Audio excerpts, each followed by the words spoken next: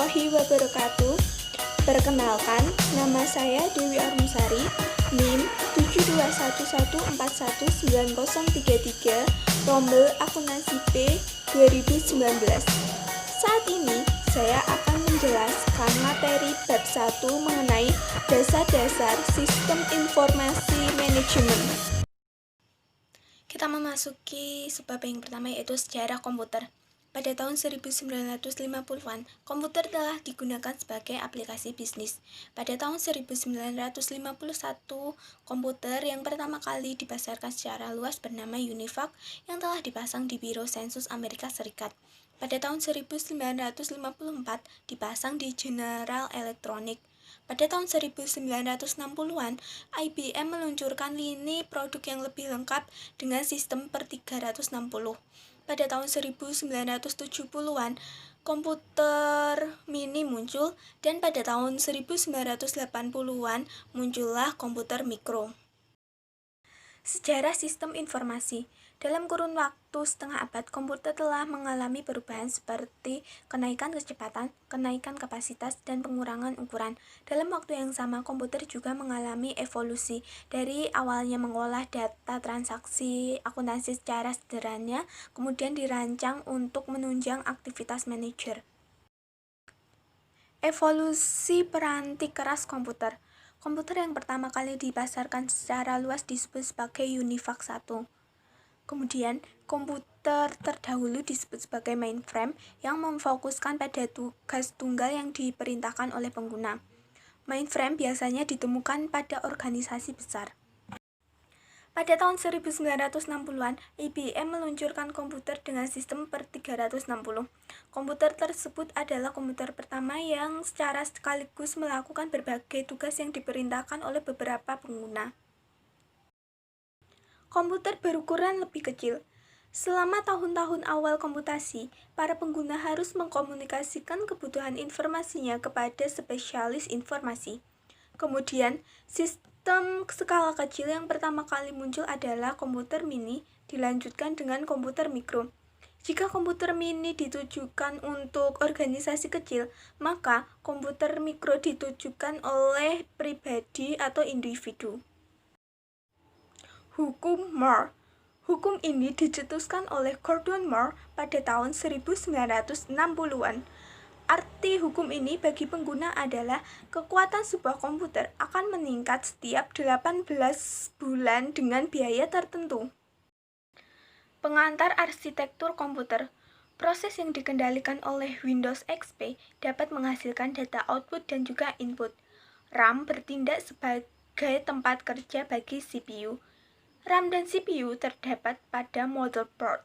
Adapun CD-ROM, USB flash drive, hard disk adalah alat penyimpanan data. Untuk komunikasi data memerlukan adanya modem. Modem adalah alat peranti keras yang memodulasi sinyal digital dari komputer ke sinyal analog. Seiring munculnya jenis-jenis komunikasi baru, dibutuhkan adanya jenis modem baru. Kini telah ada model digital. Revolusi nirkabel terus berlanjut. Namun, para pengguna tidak memperhatikan fitur-fitur keamanan. Dengan demikian, muncullah masalah-masalah bagi keamanan. Adapun solusinya adalah dengan membeli peranti keras ataupun peranti lunak saat pembelian jaringan nirkabel. Evolusi di bidang aplikasi komputer.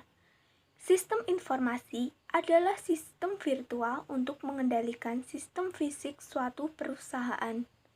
Sistem fisik adalah sistem terbuka yang berinteraksi dengan lingkungannya melalui daya fisik, yang terdiri dari bahan baku, karyawan, mesin, dan uang. Adapun sistem virtual adalah sistem yang terdiri dari sumber daya informasi. Sistem pemrosesan transaksi. Sistem berbasis komputer yang pertama dikenal dengan sistem pemrosesan data elektronik. Pemrosesan data saling terikat dengan yang lainnya dengan mencerminkan aktivitas di suatu perusahaan. Sistem informasi manajemen. Pada umumnya, Suatu sistem tidak mampu mengubah volume-volume data. Kemudian, sistem tersebut dirancang ulang sehingga sistem dapat lebih sesuai dengan kebutuhan manajer. SIM didefinisikan sebagai sistem berbasis komputer yang membuat informasi tersedia bagi para pengguna yang memiliki kebutuhan serupa. Biasanya para penggunanya berupa entitas-entitas organisasi formal. SIM akan menghasilkan informasi melalui dua peranti lunak, yaitu yang pertama, peranti lunak pembuat laporan yang menghasilkan laporan berkala atau laporan khusus. Yang kedua, model sistematis yang menghasilkan informasi sebagai hasil dari simulasi atas operasi perusahaan. Sistem kantor virtual. Otomatisasi kantor adalah penggunaan elektronik untuk memfasilitasi komunikasi. Adapun konsep virtual adalah konsep yang melakukan aktivitas kantor tanpa tergantung pada satu lokasi fisik tertentu. Sistem pendukung pengambilan keputusan. Sistem ini dicetuskan oleh G. Anthony Gorry dan Michael Scott Morton. Sistem pendukung pengambilan keputusan atau DSS adalah sistem yang membantu manajer dalam memecahkan suatu masalah. Sistem ini mengambil pendekatan jarak jauh. Output DSS dihasilkan dari suatu basis data. Grup R memungkinkan DSS bertindak sebagai sistem pengambilan keputusan. DSS juga meliputi kecerdasan buatan dan juga pemrosesan analitis. Sistem perencanaan sumber daya perusahaan. Pada tahun 1960-an, para perusahaan menyadari adanya keuntungan yang diperoleh dari tiga sistem yang terdiri dari sistem pemrosesan transaksi, SIM, dan DSS. Ketiga sistem ini akan berfungsi sebagai satu unit yang terorganisasi. Kemudian para penjual mengembangkan produk yang dikembangkan dengan sebutan Sistem Perencanaan Sumber Daya Usaha atau ERP.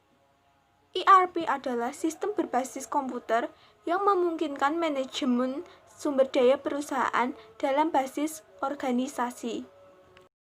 Pengguna sistem informasi. Pengguna output komputer adalah para karyawan.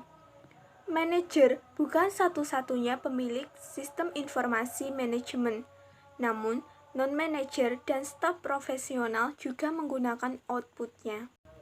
Tingkatan-tingkatan manajemen. Menurut Robert and Anthony, manajemen terdiri dari 3 tingkatan, yakni yang pertama manajemen puncak sebagai perencanaan strategis, yang kedua manajemen menengah yang terdiri dari manajer regional, direktur produk, dan kepala divisi. Dan yang ketiga adalah manajemen rendah yang meliputi kepala departemen, penyelia, dan pemimpin proyek. Peranan manajer menurut Henry Mintzberg sebagai berikut. Yang pertama, peranan interpersonal. Yang kedua, peranan informasional. Dan yang ketiga, peranan keputusan. Pemecahan masalah dan pengembalian keputusan. Hasil dari pemecahan masalah adalah solusi. Selama proses pemecahan masalah, manajer akan terlibat di dalamnya dengan mengambil keputusan. Keputusan adalah suatu tindakan yang akan dipilih dalam memecahkan suatu masalah. Tahapan-tahapan pemecahan masalah. Menurut Simon, dasar pemecah masalah terdiri dari aktivitas intelijen, aktivitas perancangan, aktivitas pemilihan, dan aktivitas peninjauan. Masa depan teknologi informasi. Masa depan teknologi informasi akan didorong oleh biaya yang rendah dan meningkatnya kekuatan komputer. Komputer dan komunikasi pun sedang mengalami penggabungan. Di masa yang akan datang, komputasi akan rendah biaya dengan ukuran kecil, bergerak, dan terhubung.